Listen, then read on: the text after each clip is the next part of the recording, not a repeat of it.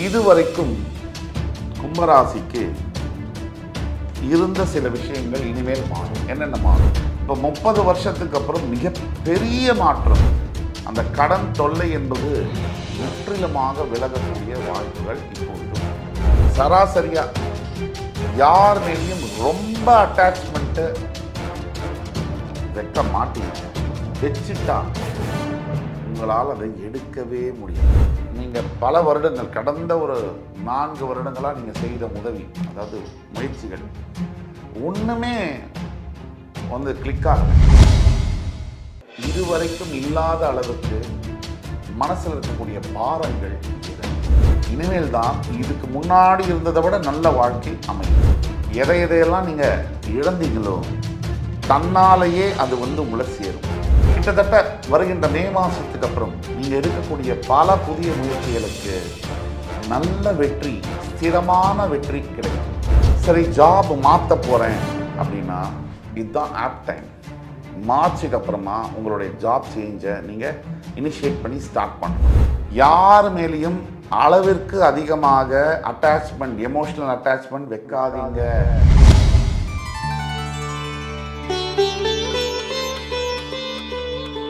நீங்கள் இனிமேல் உங்களுக்கு இதுவரைக்கும் இல்லாத அளவுக்கு மனசில் இருக்கக்கூடிய பாரங்கள் இறங்கும்.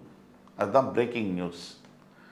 இந்த பாரங்கள் மெல்ல மெல்ல இறங்கி விலகி ஒரு நல்ல பாதையை வந்து உங்களுக்கு வருகின்ற எதிர்காலத்தில் அமைச்சு கொடுக்கும். முக்கியமாக திரும்பி திரும்பி நான் இழந்துட்டேன், எனக்கு லைஃப் முடிஞ்சிருச்சு அப்படின்னு நினைக்கிறவங்களுக்கு ஒரு சின்ன உதாரணம் KFC ஓனரோட கதை தான். கென்டக் ஃப்ரைட் சிக்கன். 67வது வயதில் தன்னுடைய வியாபாரத்தை தொடங்குகிறார். அதுக்கு முன்னாடி 13 தடவை தற்கொலைக்கு முயற்சி பண்ணுறார். 2 முறை விவாகரத்து ஆகுது. பல முறை தொழில் தொடங்கி தோற்று போய் தன்னுடைய 67வது முறையில் கையில் இருக்கக்கூடிய $30 வச்சு வியாபாரத்தை தொடங்குகிறார். 87வது வயதில் மிகப்பெரிய பில்லியனியராக அமெரிக்காவில் வாழ்ந்து மாறுகிறார். இந்த வாழ்க்கை ஒரு உதாரணம். வயது என்பது எண்ணிக்கை. வாழ்க்கைக்கும் நம் மனதிற்கும் வயதிற்கும் சம்பந்தம் இல்லை. உங்களுடைய எதிர்கால வாழ்க்கை இப்பவும் உங்ககிட்ட தான் இருக்குது. நீங்கள் எல்லாரோட மனசுமே கஷ்டப்படும் போது ஒன்று சொல்லும், இது இதுவுமே முடிச்சுக்கலாம், இது வேணான்னு சொல்லும். அந்த மாதிரி நீங்கள் சிந்திக்க வேண்டிய அவசியம் இல்லை. ஏன்னா எதிர்காலத்தில் இனிமேல் தான் இதுக்கு முன்னாடி இருந்ததை விட நல்ல வாழ்க்கை அமையும். அது உண்மை, சத்தியம். கடந்த காலத்தில் எதையெல்லாம் நீங்கள் இழந்தீங்களோ தன்னாலேயே அது வந்து உங்களை சேரும். 2வது பாயிண்ட்டு, உங்களை யார் யார் அவமானம் செய்தார்களோ அந்த அவமானம் செய்தவர்களுக்கு முன்னாடி மிகப்பெரிய அளவில் நீங்கள் வாழப்போகிறீர்கள். உங்கள் காலடியில் வந்து விழுவார்கள். கிட்டத்தட்ட வருகின்ற மே மாதத்துக்கு அப்புறம் நீங்கள் எடுக்கக்கூடிய பல புதிய முயற்சிகளுக்கு நல்ல வெற்றி, ஸ்திரமான வெற்றி கிடைக்கும். உங்களுடைய ஒட்டுமொத்த உடல் நலம் மற்றும் அதை விட முக்கியமான மனநலம். மனசு தாங்க முக்கியம். மனசு மட்டும் ட்விஸ்ட் ஆச்சுன்னா வாழ்க்கையே ட்விஸ்ட் ஆகிடும். பணம், பேர், புகழ், செல்வம் எல்லாமே இருந்தாலும் கூட, ஹெல்த்து கூட இருந்தாலும் கூட, மனசு மைண்டு போயிடுச்சுன்னு வச்சுங்க, இது எல்லாமே இருந்தும் 0 தான். அப்போ மைண்டு தான் ரொம்ப முக்கியம். அந்த மைண்டு உங்களுக்கு ரொம்ப வலுப்பெறப் போகிறது வருகின்ற மே மாதத்துக்கு பிறகு. உங்களுடைய ராசிநாதன், அதாவது சனீஸ்வர பகவான், அவர் வந்து உங்களோட ராசியிலேருந்து மூவ் ஆகி தனஸ்தானத்துக்கு போவார். ஆனால் அந்த தனகாரகன், தனஸ்தானத்துக்கு அதிபதியான குரு பகவான் கிட்டத்தட்ட 12 ஆண்டுகளுக்கு பிறகு உங்களோட பூர்வ புண்ணிய ஸ்தானத்துக்கு போவார். புத்திரகாரகன் புத்திரஸ்தானத்துக்கு போவார்.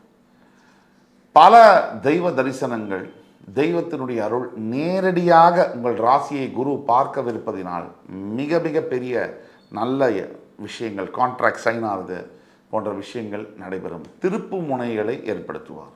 கிட்டத்தட்ட உங்களுடைய வார்த்தையில் இதுவரைக்கும் இருந்து வந்த தடுமாற்றம் என்பது கொஞ்சம் விலகி நல்ல ஸ்திரமாக இருக்கும். உங்கள் பேச்சே வந்து மாறும். உங்களோட ஃபீல் ஃபேக்டர்னு சொல்லுவோம், அதெல்லாம் வந்து வெளியில் சொல்ல முடியாது. ஒரு பாசிட்டிவ் வைப் உங்களை வந்து சூழும். இதுதான் 30 வருஷத்துக்கு அப்புறம் வரக்கூடிய சேஞ்சஸ். அது ஒரு யூஸ் பண்ணாத ஒரு வீடு ஒரு 30 வருஷத்துக்கு அப்புறம் சுத்தம் பண்ணி அந்த வீடை பெயிண்ட் அடித்து யூஸ் பண்ணால் என்ன ஒரு ஃபீல் வருமோ ரிப்பேர்ஸ்லாம் பண்ணி அந்த மாதிரியான ஒரு ஃபீல் வந்து வரும். சரி, இதுதான் இம்பார்ட்டண்ட்டான ஒரு டாப்பிக்கு. ஹஸ்பண்ட் அண்ட் ஒய்ஃபு விவாகரத்து.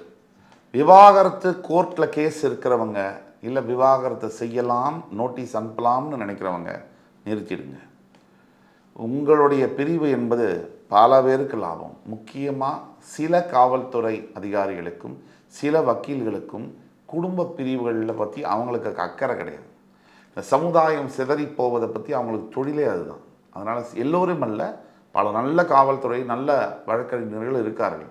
சில பேர் எல்லா தொழிலும் இருக்கிறப்பல சில பேர் செய்யக்கூடியதுனால உங்களுக்கு பாதிப்புகள் அதிகமாக இருக்கும். குடும்ப பிரச்சனைகளை நீங்கள் 4 செவத்துக்குள்ளே வச்சு தீர்த்துக்கிறது நல்லது. சரி, ஜாப் மாற்ற போகிறேன் அப்படின்னா இதுதான் ஆப் டைம். மார்ச்சுக்கு அப்புறமா உங்களுடைய ஜாப் சேஞ்சை நீங்கள் இனிஷியேட் பண்ணி ஸ்டார்ட் பண்ணலாம். எந்த ஒரு கவலையும் தேவையில்லை. மிகப்பெரிய அளவில் ஜாபில் வந்து நல்ல கெரியர் அட்வான்ஸ்மெண்ட் கிடைக்கக்கூடிய அளவில் உங்களுடைய மார்ச்சுக்கு அப்புறம் டைம் அருமையாக இருக்குது. கடைசியாக நம்ம சொல்லக்கூடிய பாயிண்ட்டு, வெளிநாட்டு சம்மந்தப்பட்ட, அதாவது ஒரு பிஸ்னஸாக இருக்கலாம், எக்ஸ்போர்ட்ஸ் இம்போர்ட்ஸாக இருக்கலாம், ரியல் எஸ்டேட் சம்மந்தப்பட்ட துறைகளில் இருக்கக்கூடிய வியாபாரிகளாக இருக்கலாம், விவசாயம் தொழில்கள், இதெல்லாம் செழிக்கப் போகிறது. கும்பராசியில் இருக்கக்கூடிய ரியல் எஸ்டேட், வியாபாரம், விவசாயமெல்லாம் செழிக்கப் போகிறது. இது முக்கியமாக கணக்கில் வச்சுக்கலாம். ஒட்டு மொத்தத்தில் உங்களுடைய வெற்றியின் என்ன செய்ய வேண்டாம் அப்படிங்கிறதுல வாக்குவாதங்களில் ஈடுபட வேண்டாம். ஏன்னா திரும்ப நமக்கே அது பிரச்சனையாக வந்து முடியும். அதே மாதிரி பெருசாக எதுவும் பிளான் பண்ண வேண்டாம். இன்வெஸ்ட்மெண்ட்டு, பெருசாக தொழில் பண்ணுறேன், இது வேண்டாம். உங்களோட வெற்றியின் ரகசியம், காலத்தின் கணக்கை எப்படி வெல்வது. சுருக்கமாக 2 பாயிண்ட்டு. யார் மேலேயும் அளவிற்கு அதிகமாக அட்டாச்மெண்ட், எமோஷ்னல் அட்டாச்மெண்ட் வைக்காதீங்க, ரொம்ப முக்கியம். இதை போல் ஒரு செல்ஃப் டிஸ்ட்ராக்ஷன், உங்களையே நீங்கள் அழிச்சிக்கிற விஷயம் எதுவாகவே இருக்காது. 2, எந்த விஷயமாக இருந்தாலும் உங்களுக்கு யார் வெல் விஷர்ஸ்ன்னு இருப்பாங்க, அவங்கள்ட்ட கேட்டு ஒரு தடவை, ஆனால் உங்கள் முடிவை எடுங்க. இதுதான் பரிகாரம் அப்படின்னு சொன்னால், வீட்டில் இருக்கக்கூடிய சமையல் அறையை சுத்தமாக வைத்து கொள்ள வேண்டும். எச்சில் பாத்திரங்கள் இல்லாமல் கூடிய மட்டும் சாப்பிட்டவுடன் இந்த எச்சில் பாத்திரங்களை வாஷ் பண்ணி வைக்கிறது நல்லது. First point. செகண்ட் பாயிண்ட்டு, வீட்டில் கண்டிப்பாக ஒரு துளசி மாடம் இல்லை ஒரு துளசி செடியாவது ஒரு தொட்டிக்குள்ளே வச்சு வைங்க, அது ரொம்ப முக்கியம். 3வது பரிகாரம், தலைமுடி வாரும் பொழுது வீட்டில் அப்படியே செதறி தலைமுடி இருக்கக்கூடாது. அது வந்து ரொம்ப பணம் கடனுக்கு ஒரு முக்கிய காரணம், வீட்டில் சண்டை சச்சரவுகளுக்கும் முக்கிய காரணம். இது தலைமுடி வந்து வாரிங்கன்னு சொன்னால் அந்த முடி வந்து உதிரக்கூடிய முடியை வந்து சரியாக குப்பை தொட்டியில் வந்து போட வேண்டும்.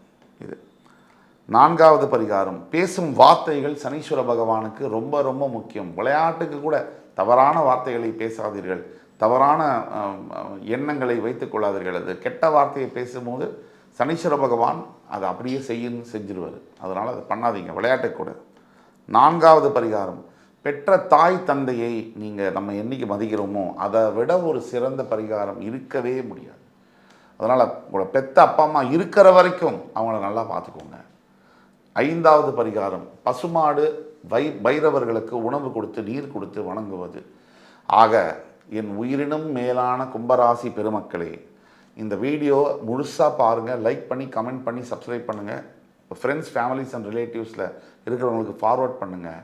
நான் சொல்லக்கூடிய அத்தனை விஷயம் நீங்கள் ஃபாலோ பண்ணும்போது கண்டிப்பாக எதிர்கால வாழ்க்கை மிகப்பெரிய ஒரு வெற்றிகரமான வாழ்க்கையாக அமையும் என்பதில் எல்லளவும் சந்தேகமில்லை என்று கூறி, அடுத்து வரும் காணொளியில் உங்களை மீண்டும் சந்திக்கும் வரை உங்களிடமிருந்து விடைபெறுவது உங்கள் சுபாஷ் பாலகிருஷ்ணன். நன்றி, வணக்கம், வாழ்க வளமுடன்.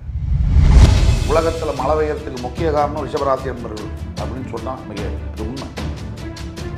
அப்போ இவ்வளவு மனசு எல்லாருக்கும் எல்லாமும் கிடைக்க வேண்டும், எல்லாருக்கும் எல்லாத்தையும் கொடுக்க வேண்டும்னு நினைக்கக்கூடிய ஒரு மனப்பான்மை. இதையெல்லாம் செய்து எந்த எதிர்பார்ப்பும் இல்லாமல் மற்றவர்களுக்காக வாரி இறைத்து அன்பை வாரி கொட்டி, நம்பிக்கையை வாரி கொட்டி, உங்களுடைய உணர்வை வாரி கொட்டி நீங்கள் கண்டது அது ஏமாற்றம்.